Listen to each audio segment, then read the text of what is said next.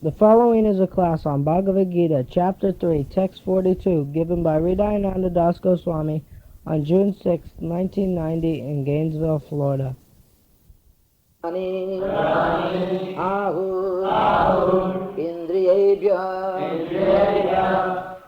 Param Manaha Manasa Tu Para Buddhi Jo Buddhi Parata Tu Saha Indriyani Paranyahu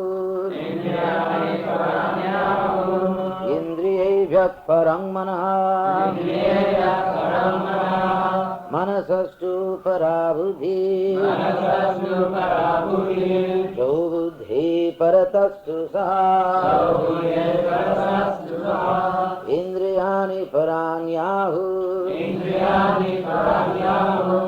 Indriyevya Parang Manaha Manasastu Parabudhi Jo Buddhi Paratastu Saha. So, Srila Prabhupada's translation, the purport for this verse as follows. Also, we can repeat, we can say responsibly the translation. The working senses are superior to dull matter. The working senses are superior to dull matter. Mind is higher than the senses. Mind is higher than the senses. Intelligence is still higher than the mind. Intelligence is still higher than the mind. And he, the soul, is even higher than the intelligence. And he, the soul, is even higher than the intelligence. So the purport for this verse. The senses are different outlets for the activities of lust. Lust is reserved within the body, but it is given vent through the senses. Therefore, the senses are superior to the body as a whole. These outlets are not in use when there is superior consciousness or Krishna consciousness. In Krishna consciousness, the soul makes direct connection with the Supreme Personality of Godhead. Therefore, the hierarchy of bodily functions, as described here, ultimately ends in the Supreme Soul. Bodily action means the functions of the senses, and stopping the senses means stopping all bodily actions. But since the mind is active, even though the body may be silent and at rest, the mind will act as it does during dreaming. But above the mind is the determination of the intelligence, and above the intelligence is the soul proper. If therefore the soul is directly engaged with the Supreme, naturally all other subordinates, namely the intelligence, mind, and senses, will be automatically engaged. In the Katha Upanishad, there is a similar statement in which it is similar passage in which it is said that the objects of sense gratification are superior to the senses and mind is superior to the sense objects. If therefore the mind is directly engaged in the service of the Lord constantly, there is no chance that the senses will become engaged in other ways. This mental attitude has already been explained, Param Drisva Nivartate. If the mind is engaged in the transcendental service of the Lord, there is no chance of its being engaged in the lower propensities. In the Katha Upanishad, the soul has been described as Mahan, the great. Therefore, the soul is above all, namely the sense objects, the senses, the mind, and the intelligence. Therefore, directly understanding the constitutional position of the soul is the solution of the whole problem. With intelligence, one has to seek out the constitutional position of the soul, and then engage the mind always in Krishna consciousness. That solves the whole problem. A neophyte spiritualist is generally advised to keep aloof from the objects of the senses, but aside from that, one has to strengthen the mind by use of intelligence. If by intelligence one engages one's mind in Krishna consciousness, by complete surrender unto the Supreme Personality of Godhead, then automatically the mind becomes stronger, and even though the senses are very strong, like serpents, they will be no more effective than serpents with broken fangs. But even though the soul is the master of intelligence and mind, and the senses also, still, unless it is strengthened by association with Krishna, in Krishna consciousness, there is every chance of falling down due to the agitated mind. Oma jnana timirandasya jnanam jana salakaya chakshurum iritam jena tasmai sri gurave namaha Sri Chaitanya Mano Bhishtam Sthapitam Jena Bhutale Sang Rupa Gadamayam Devati Sapradantika. Hare Krishna, Krishna Krishna, Hare Hare, Hare Rama, Rama Rama. So this language is not the ordinary language we hear nowadays, because this is a language of self-realization. At the present time, the whole issue of self-realization hardly arises. It's hardly a topic in the modern culture. The main topics are how can I get money, how should I spend my money, how can I get people to like me, and so on and so forth. And what's happening in Eastern Europe, I suppose. So,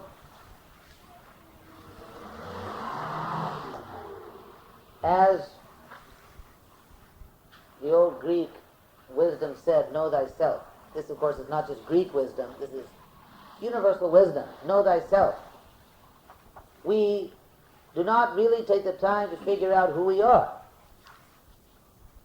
Now, if we don't really take the time to figure out who we are, actually, apart from conventional categorizing schemes like you're an American, you're Russian, you're South American, you're African, these are just superficial ways in which human bodies and minds are organized.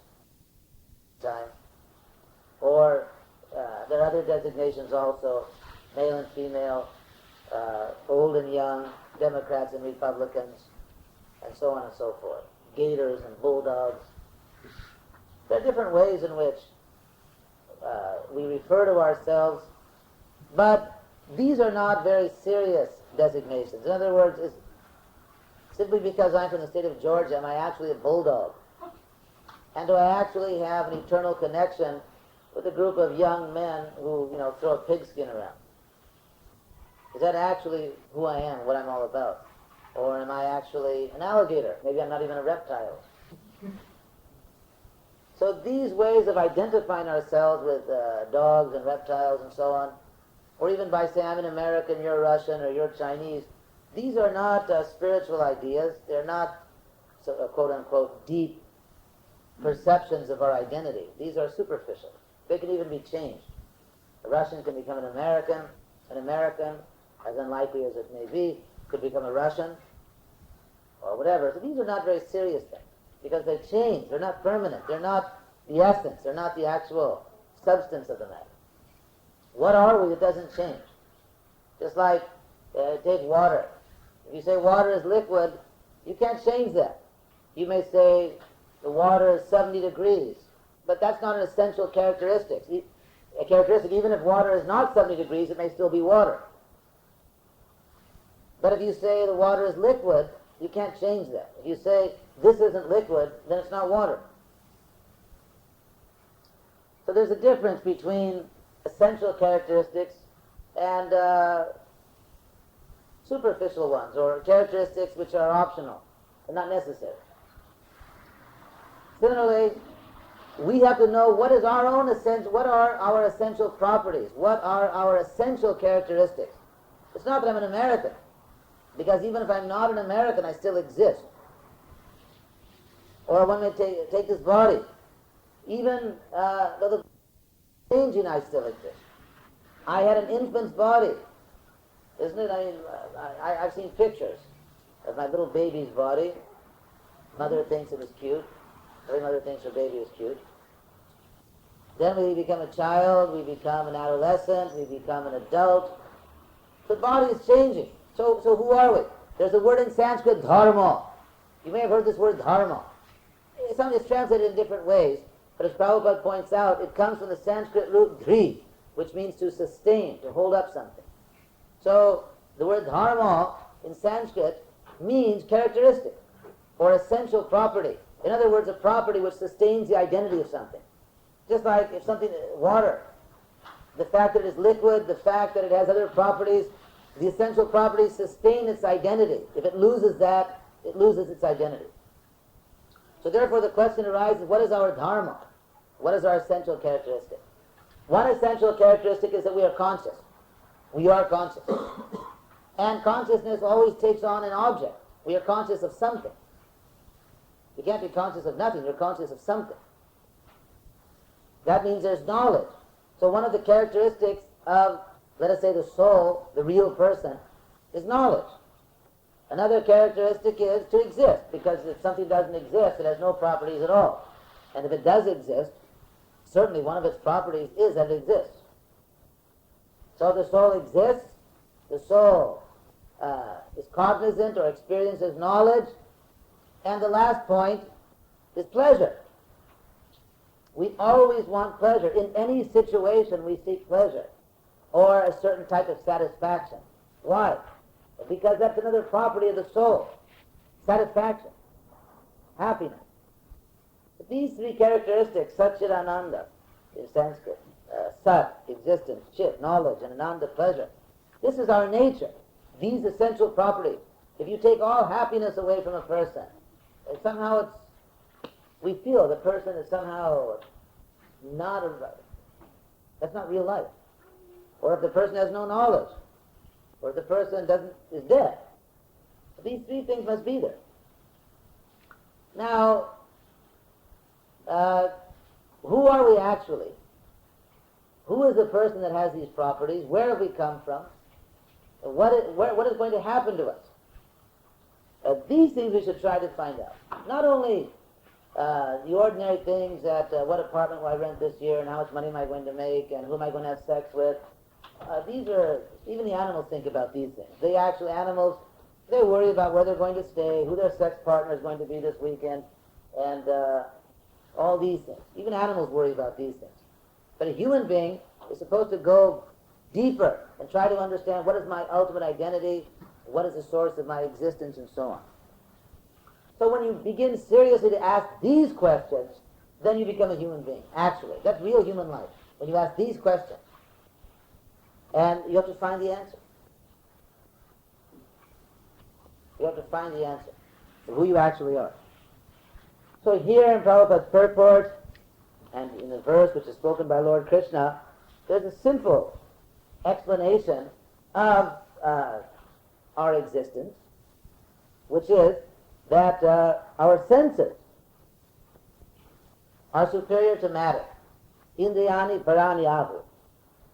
Just like, take this metal disc, we call this card toes, finger bells, whatever. So, right now I can experience it in three ways. I can touch it, I can see it, I can hear it. So, my senses, which are now experiencing this in three ways. I can vaguely smell it because this is an old strap. So, the idea is that the senses which perceive are actually superior just to this piece of metal. What does superior mean? That question could also be raised. The word Sanskrit word here is parani. What does it mean that my senses are superior to this object which the senses perceive? If we consider what is the highest thing, then we can understand words like higher, lower. Isn't it just like if you say I'm going north, that's because there's a North Pole. It means you're going toward the North Pole. If there's no North Pole, then how would you know what direction you're going in? So what is the highest thing? That is God, the absolute truth. We may not know what God is, but there are so many things we don't know. Most things we don't know. Actually, very few things we do know. We just have a little bit of knowledge, just like a man in complete darkness, he has a little pen light, and he illumines a few feet in front of him to see where to put the next step. That is our position at the present time. We are surrounded by darkness on practically all the important topics of life. And with our consciousness, we light up just enough space to make the next step without killing ourselves or without experiencing complete frustration. We just light up one step at a time. Otherwise everything is dark. So, anyway, there is an absolute truth. There is an absolute truth. And the more we go toward that absolute truth, the more we can say we're actually progressing. Otherwise you don't know where you're going. It may look like you're going somewhere, but you don't know where you're going to end up. So, Just like someone becomes a very rich man, but what will eventually happen to that rich man he doesn't know. Perhaps by being rich he'll be kidnapped. Or perhaps because he was rich he became very insensitive and cruel, and then he has to suffer in so many ways in future life. So we don't actually know where we're going. Therefore, there has to be some standard reference point, some compass. That compass is the absolute truth. If we are going toward the highest truth, we are progressing. Otherwise, we're not progressing. So the senses are superior to matter in the simple sense that the absolute truth is conscious, not unconscious. And therefore, because the senses are a faculty of consciousness, they are more significant than a dull object which is not conscious. For example, in this country, there's a movement to protect the rights of metallurgists, but not of metal. There's no movement to protect the rights of metal, because metal is unconscious. Anyway, then Krishna says, Indriyani parani ahur indriyebhya paramana. Beyond the senses is the mind. What does that mean? Now, in classical philosophy and often in Western philosophy, Western discourse, this word mind is used in a somewhat clumsy way to mean consciousness and all of its faculties. But this is not a very precise use of the term, because by different functions we can separate out different faculties of cognition, and they should be given different terms. So because the great sages in this Vedic culture for many thousands and hundreds of thousands of years were meditating and achieving spiritual knowledge, therefore they know what the terms are. So, beyond the senses is the mind, which coordinates the senses. For example, let's say you're hungry, you want to go see something, you hear some interesting music in the background, and someone's tapping you on the shoulder, all at the same time. You just collapse in total incoherence or confusion? No. There's some mechanism which somehow or other gets all those inputs and makes a decision and organizes all that. You see, it's not that you as they say, freak out because someone tapped you on the shoulder, there's some music there, you want to see something, you're hungry. It's not that you can't deal with all that. Some people can't deal with it, but that's when their mind is a little, has some problem. But an ordinary person, all the senses are bringing information in, so who or what is coordinating it? That's called the mind.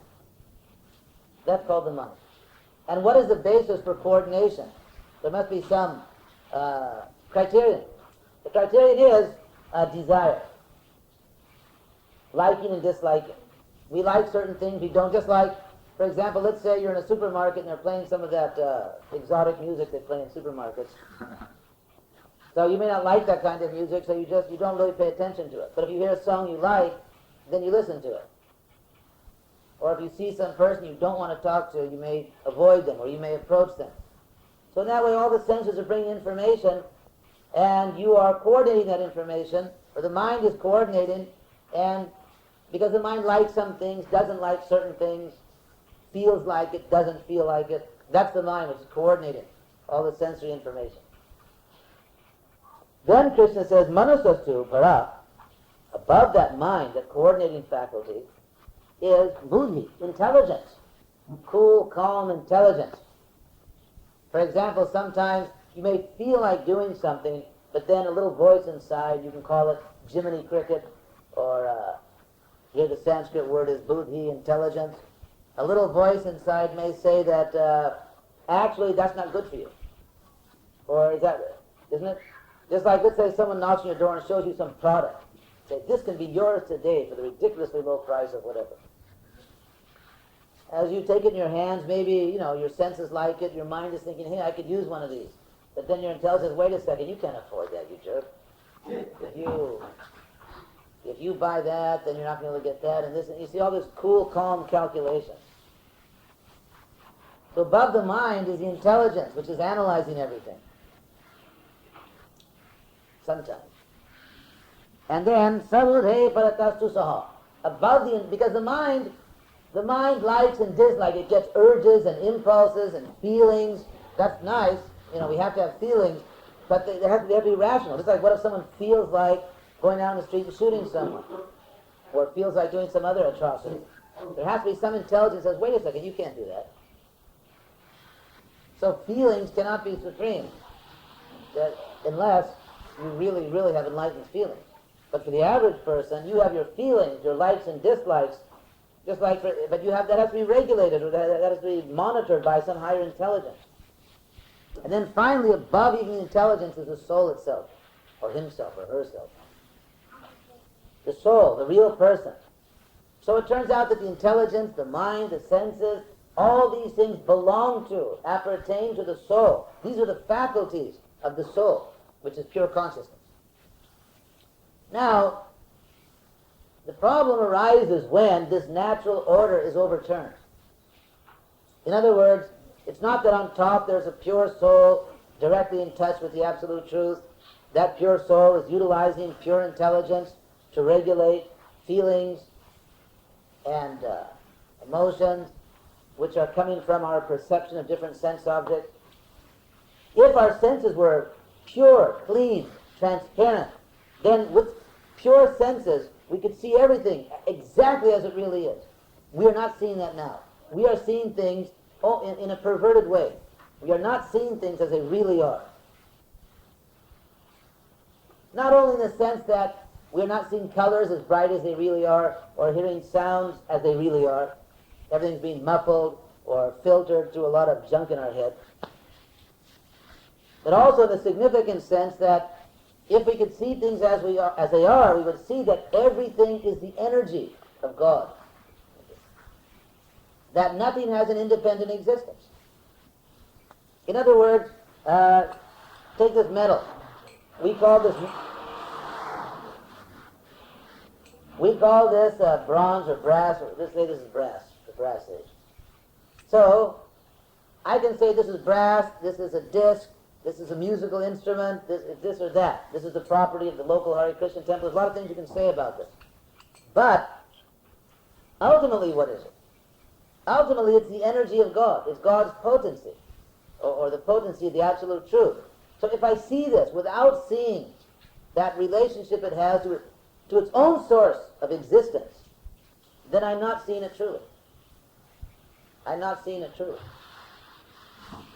Just like, for example, people nowadays live in cities, so they think that the fruits and vegetables come from supermarkets. But actually, if you plant fruit trees and take care of them, and nourish them, and interact with them, then you see the whole process, how fruit actually comes. There's a seed, the seed grows into a stalk, it becomes a tree. If the tree is cared for, if the tree is healthy, and has a proper relationship with its soil, and with the sun and air and so on and water, then it produces fruits. You see all this. You actually understand what is happening. So, everything has a relationship with the source of its existence. We say roots. This has become a romantic term, roots. I want to go back to my roots. So what are roots? Are my roots simply some primitive creatures that were hanging from tree branches and scratching their armpits? What are my actual roots? My actual roots are spiritual, because I'm a spiritual being. I'm not just this physical mechanism called the body. I am a spiritual being. I have spiritual roots. So, when your senses are pure, you see everything as part of one reality. There's nothing which is separate from that reality. There's no person that is separate from reality, and there is nothing which is meant to be exploited. There's not one person, not one man, not one woman or child. There's not a single molecule or atom in the universe that is meant to be exploited by us. Actually, everything that exists is meant to be dedicated to God's service, Krishna's service, and in that way enjoyed. Just like a simple example, you put food in your stomach and you feed your whole body. You don't eat food through your fingers, or through your head, or through your... I've given an example so many times. It's a very nice example. Your whole body needs energy, but you don't, for example, you don't take an apple pie and just smear it all over your arms and legs and head in the name of democracy. Why should we give it all to the stomach? You know, the age of monarchism is over. It's the democratic age. One limb, one piece of apple pie. See, we may complain that it's undemocratic to give all the pie to the stomach. But actually that's the only way to nourish the whole body. So you have to give all of your energy to the absolute truth, to Krishna. All of your energy, all of your mental energy, all of your intellect, it's coming from him. So it has to complete its cycle. You have to give all of your intellectual energy, physical energy to the source of your existence, Krishna or God. And then all of your energy will become spiritualized, your senses will become pure, you'll see everything as it is, you'll be able to think properly, you'll be able to analyze things properly, and perfect your life. So the present time, it's just the opposite. Actually, the present time, the senses are king. You see, the senses. If it feels good, do it. Therefore, the mind everything is upside down. The mind is now a servant of the senses. The senses say, hey, I want this, or I want that. And the mind says, I'm trying to get it for you. And the mind orders the intelligence, you figure out a way to get that, you son of a... So this is the way it works. You see, just like, let's say a lusty man sees a woman on the street, I want to touch that flesh, I want to enjoy, I want to embrace her. So therefore, the mind says, okay, yeah, let's go for it. And then the mind tells the intelligence, you got to figure this one out. And the soul is not even really participating. He's sort of in a coma. So everything is upside down now. The senses are ruling, the senses engage the mind engages the intelligence, all for what? For the same types of pleasures that dogs and cats enjoy. That's why it's nice to live out in the country. You see so many creatures engaging in sexual intercourse that after a while you begin to realize that, what is all this? This reproductive act. You see cockroaches and birds and you see everyone doing it. Everyone. So then what's the big deal? What is the big deal?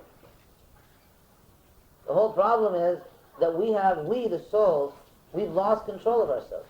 The soul is no longer in control of the whole process of life.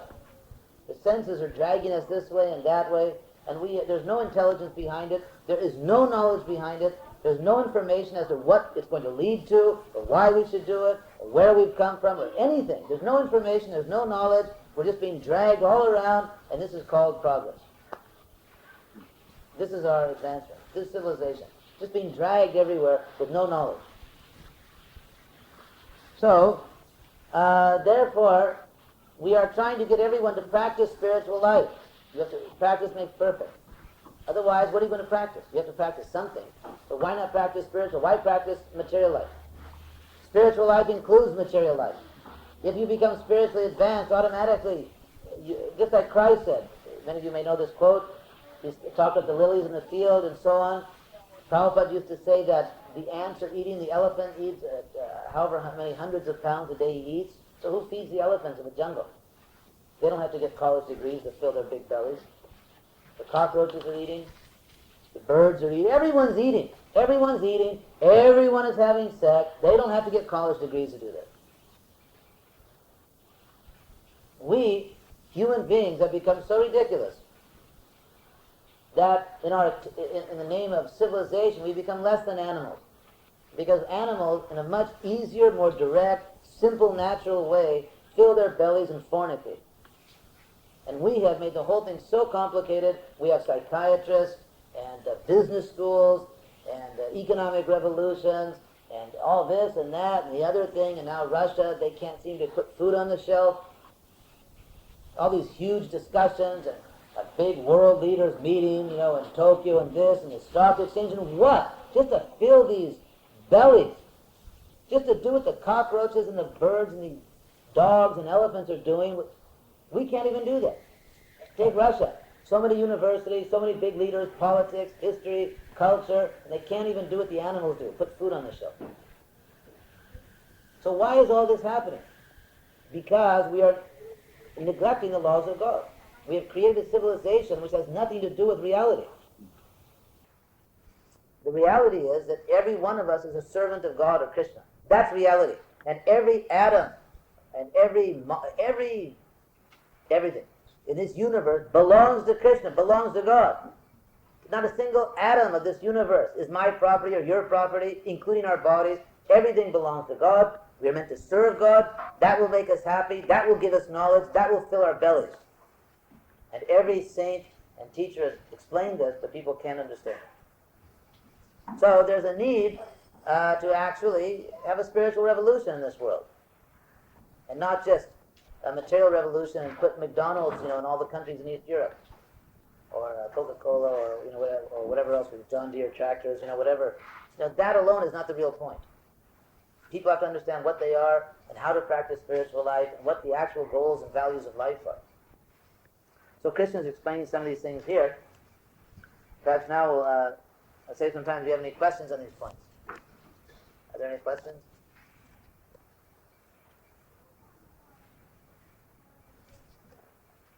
I have a question. Yeah. I was wondering,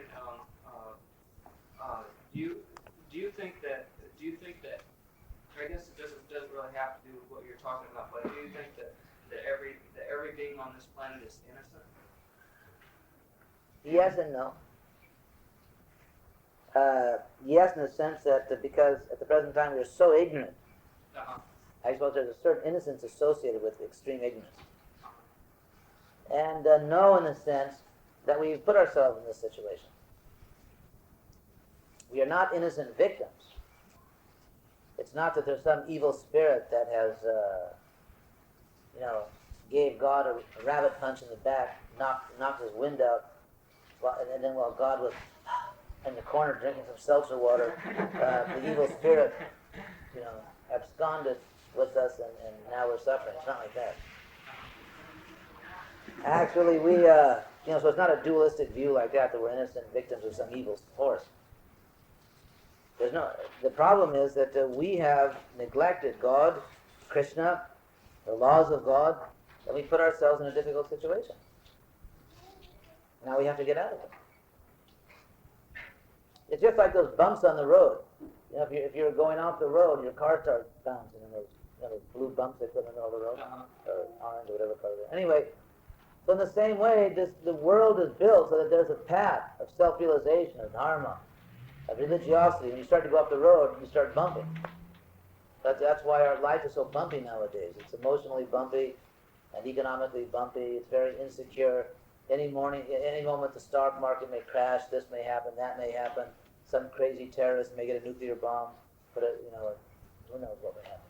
So everything is very bumpy now.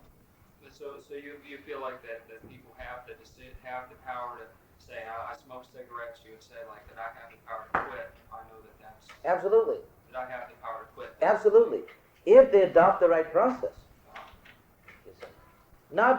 It's just like in Alcoholics Anonymous, which is somewhat successful. They have a very nice process by which the person tries to surrender himself to God. It's very nice. So, therefore, there's some success. They actually have some success. So, that is the process. We have to learn how to surrender to God. That's a lot more gentler approach than a lot of the answers I've heard to that question and stuff. They say, "No, you're wrong, and you need to," or something like that. But you say a process, and that's what people, I think, need to know. Not saying you're wrong and you're bad and stuff like that.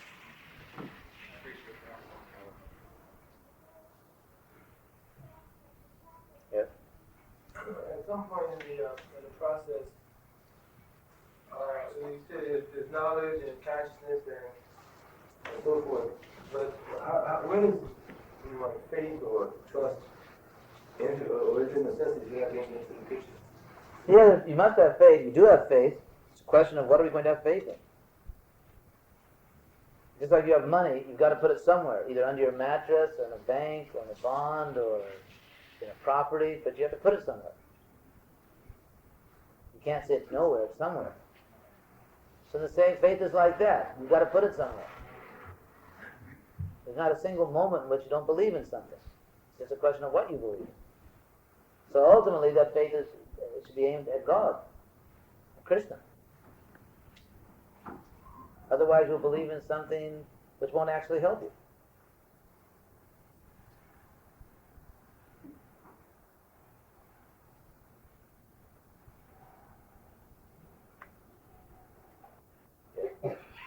You mentioned in passing the three essential characteristics of the soul. Yes. Is it the practice or belief of the Hare Krishna movement that people should strip down to those essential characteristics? Well, So why? they're very broad characteristics. Right. If you, just like take Shan's Hospital, or Alachua County, or whatever they call it, Alachua General. It's an attempt to exist. People are trying to stave off disease, they're trying to survive. And why? Because they want to be happy, and they want knowledge. So these are very broad categories, which include practically all human endeavor. Right, but you contrasted that to frivolous qualities such as I'm an American, you know, I have brown Yeah, hair. yes, those are trivial attempts to develop these qualities of the soul. Right, so is it the belief or the practice of ISKCON that we should divest ourselves from as much frivolous identifiers as possible? Absolutely. And if so, why? Don't you think that variety, God created variety, and God probably appreciates variety? But it seems to me animals wear the same clothes, so why should we wear the same clothes as other people? It's this variety is an illusion. But it's pleasant, and No, it's ultimately unpleasant because it leads you to death. Well, you can believe in God, you still going to die. I mean, No. What is actually happening at the time of death, we have to learn. At the time of death, we know the body fails. So at that point, what happens to the conscious person? We have to learn that. all right, so how does variety lead to death? There's more variety. Actually, there's more variety in the spiritual platform. For example, let's say someone is Krishna conscious in America. He's not unaware of America. He knows what America is, and he knows what the American temperament or reality is, and he's working in America. He's utilizing all the resources which are available to him or her to do God's work in America. So, yes, variety is the mother of enjoyment. There's an old saying. But to say I am an American, that's what I am. That's just not true. Just as it's not true to say I'm a Russian or I'm Chinese or I'm Argentine. We are spirit, soul, eternal servants of God. And there is unlimited variety on the spiritual platform. Right, but it seems as if it's not impossible to reconcile the two. It's not impossible to say I'm a living soul and I'm an American. It's not. I mean, that sounds really corny, but that's temporary. What you're talking about is a question of emphasis, like focus. On the fact of your American is on the fact of your. That depends on the body, because you have a particular body. You say I'm an American. So you see, it's just like in algebra. You can substitute X and Y for different things. Instead of talking about apples and oranges, you can talk about X, Y, and so on. So if we just put this a little more, if we can reduce this down, what we're really saying is that I am the body. Because the body is American. In fact, citizenship, if you're born in America, you're an American. You have a right to citizenship. Or you get a piece of paper saying you're an American. So that means we're accepting the body as the self. For example, there are some people who actually think just like Americans. They're really into the American way, and they just think and talk like Americans. But because their body may not have been born in this country, they're not American. You see, so it's a superficial thing. It's the body. It's the body. Because you see, if I'm an American, it means someone's not an American. That means I'm dividing things artificially. Why should I say that I'm different from this other person? Because his body was born in a different place. I may be different. Of course, we're both individuals. But I'm not the body. Why should I claim myself as the body when I'm not the body? Just like, for example, some people identify themselves by the way they dress. Just like some people dress a certain way. For example, at a university, there's the people in the fraternities and sororities. They dress a certain way. They have a certain identity. They're the Greeks. They call them, they're not Greek, but anyway, they call themselves the Greeks. Or there's this group and that group. So the dress may signify a different mentality. But ultimately that mentality may change. The whole problem is that we think that spiritual life is somehow empty or somehow it has no content. The content has to be filled in by material designations. But that's not a fact. There is content spiritual. If I say that I'm soul, You're also soul. And every living creature is also soul. Therefore, there's one group. There's no question of envy and fighting. Would the title Krishna, I'm a Krishna, fall into that? Yeah, I'm a servant of Krishna, or God. But So- you are so also a you- servant of Krishna. So I guess that's your way of saying that God, that your body is God. Yes, that's a fact. That's a fact. I just think it's a question of emphasis. I think what you're doing is you're taking an extreme case where someone completely identifies himself as an American, which I don't think is is either possible or necessary. I think you can identify with the body and the soul. Can you not identify with both at the same time? You may, in the sense that I am soul, and I do have this body, and this body is conditioned in different ways, and I have to deal with that. For example, if the body is attached to contact with the opposite sex, so much that I can't really stop that or control it, then I have to get married. Or the fact the body becomes hungry, therefore I have to make some arrangement to eat. Or the body has to work, so I have to find some way to work, some outlet for the body to work. So yes, we do have to find outlets, as Prabhupada says, for the body. But all those outlets should be spiritual. I should eat spiritual food, I should do spiritual work, and that way all the propensities in the body can be engaged spiritually. The problem with you say, I want to identify with both, but ultimately are you both? Because when the body dies, does half of you die? Does that mean you're half dead? That means only a fragment of you exists? That's not true. That would be absurd. And then if you take birth again, another body, and die again, you lost another fragment? Well, in a way, part of your existence is gone. My existence as Alan living here is no longer. But that may be a dream. Just like when you wake up from a dream, part of your existence is gone.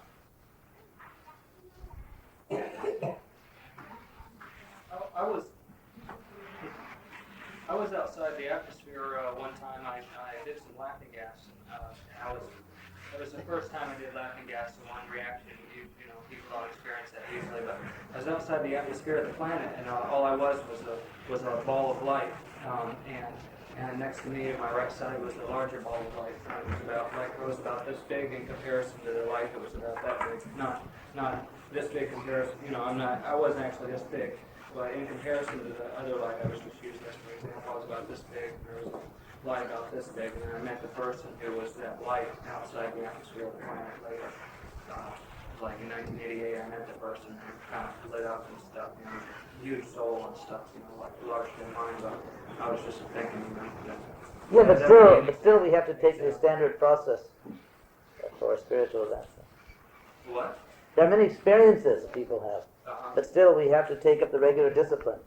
But I was just using that as an example that all I was at that point was a light. And I imagine you could be, if you were even further out than that, to where you couldn't even see the earth, I don't know what to do. But we can see everything, but we should see God in everything and everything in God. That's the idea.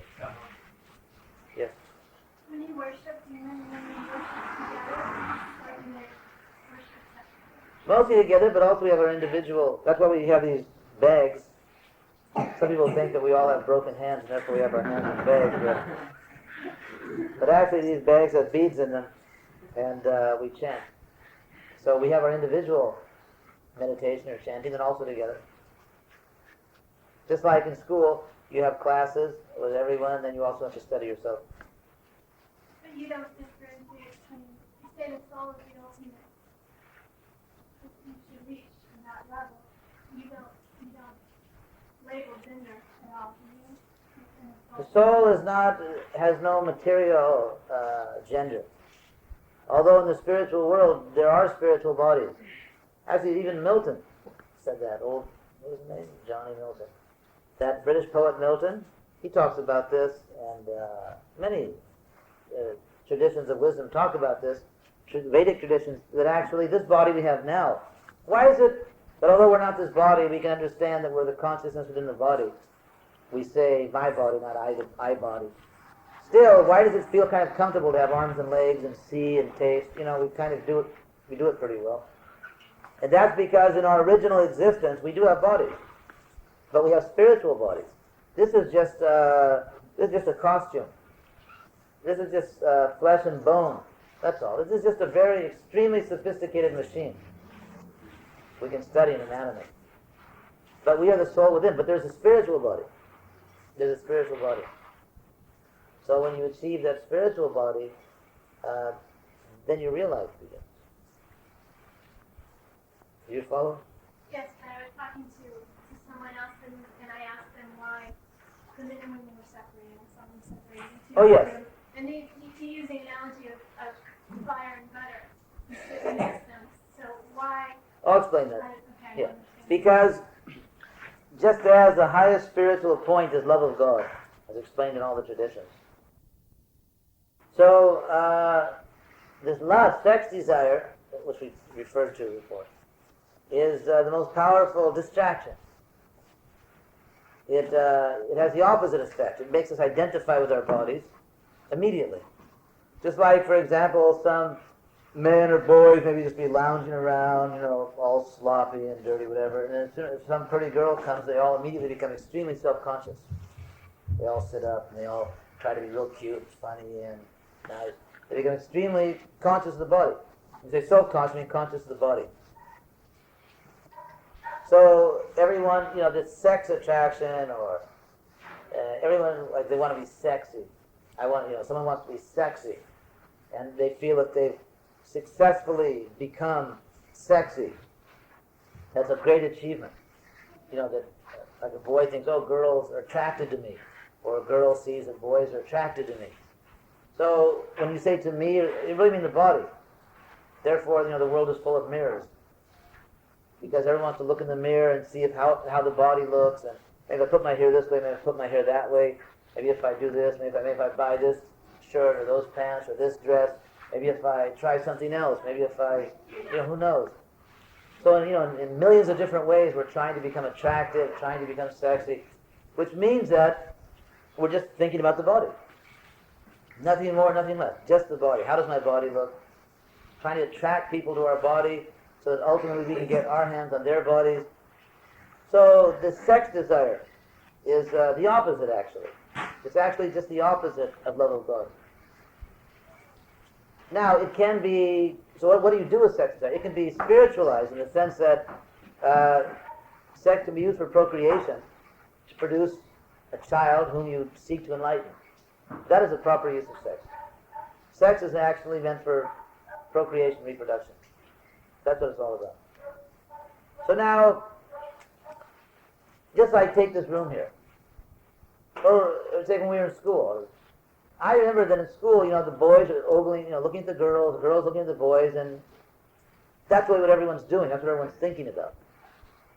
So that's not the right atmosphere if you actually want to. If you're trying to focus your mind, make your mind peaceful, develop knowledge of what's within yourself, understand God. And you can't be doing that at the same time trying to, look down someone's dress, or, or some girl trying to, be real catty and capture some boy. You just can't do both those things at the same time. So they say in Brazil you can't, no pode chupar cana e subiar. You can't suck on sugar cane and whistle at the same time. They're just different things.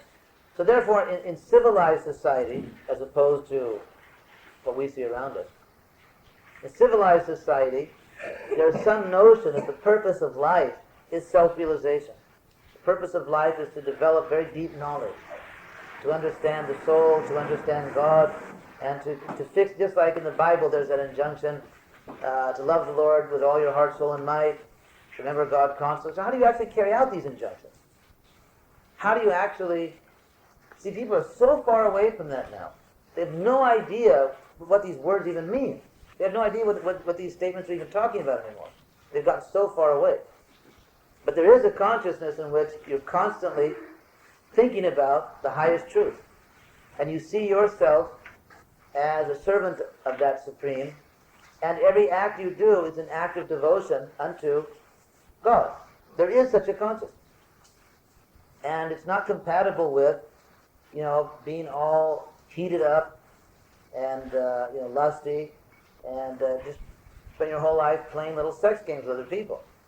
So therefore, in civilized society, there's a separation. Because if there's not, people go crazy. And you get the modern society, which is so oversexed. It's a very sick, obsessive society.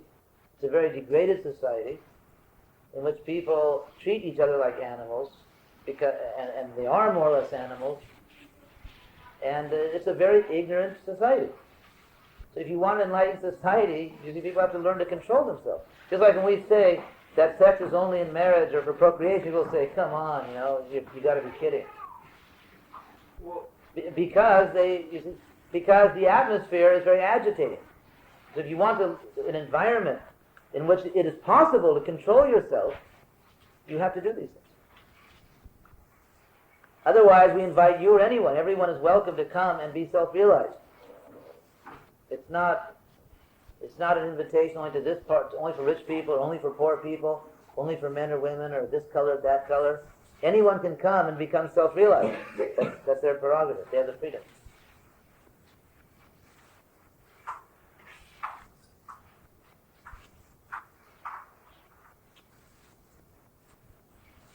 So, stop.